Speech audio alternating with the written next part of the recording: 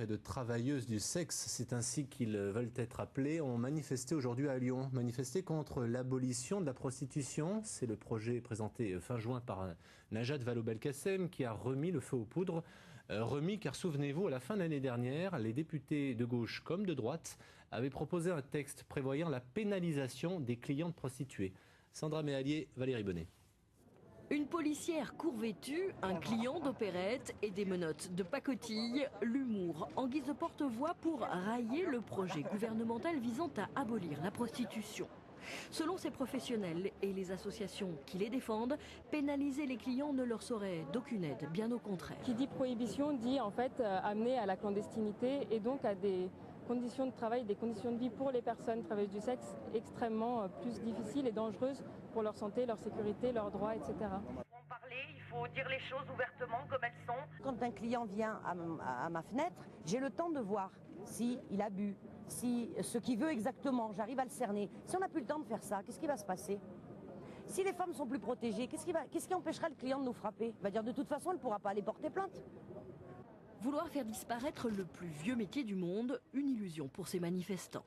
Eux réclament un statut pour les travailleurs du sexe et des droits, couverture sociale, retraite ou accès au logement. Leur mot d'ordre, pour la majorité de ceux qui l'exercent, la prostitution est une source de revenus et non une servitude. Caroline est nigériane, personne ne la force à vendre ses charmes, mais a-t-elle le choix? S'ils arrêtent le travail, la prostituée, là, je ne peux pas arriver à vivre. Pour moi, je n'ai pas les cartes françaises, je n'ai pas la nationalité française. Et je ne peux pas travailler, je ne peux pas faire autre chose. Pour l'instant, je peux vivre avec ça, seulement ça, je peux vivre avec, je peux payer mon loyer avec, manger avec et tout ça là. Et s'ils arrêtent ça, je ne sais pas comment je vais vivre. Pour l'instant, quand je n'ai pas encore eu ma papier, et s'ils m'ont donné ma papier, je vais arrêter ça. Pour des réponses sociales plutôt que judiciaires, les prostituées demandent à être entendues par les pouvoirs publics. Alors pour poursuivre, je vous propose d'écouter l'extrait d'un entretien réalisé par Sandra Méallier avec un chercheur du CNRS. Il s'appelle Lilian Mathieu.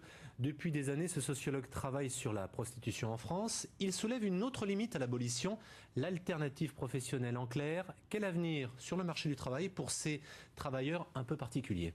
Simplement dire on va pénaliser les clients pour tarir la demande de prostitution et comme ça l'offre va se disparaître d'elle-même, c'est ne pas prendre en compte la question des alternatives. La prostitution, c'est une activité qui permet à ces femmes et aussi à ces hommes de vivre, parfois de survivre tout simplement. C'est très souvent une activité de dernier recours qu'on exerce sous une forme ou une autre de contrainte.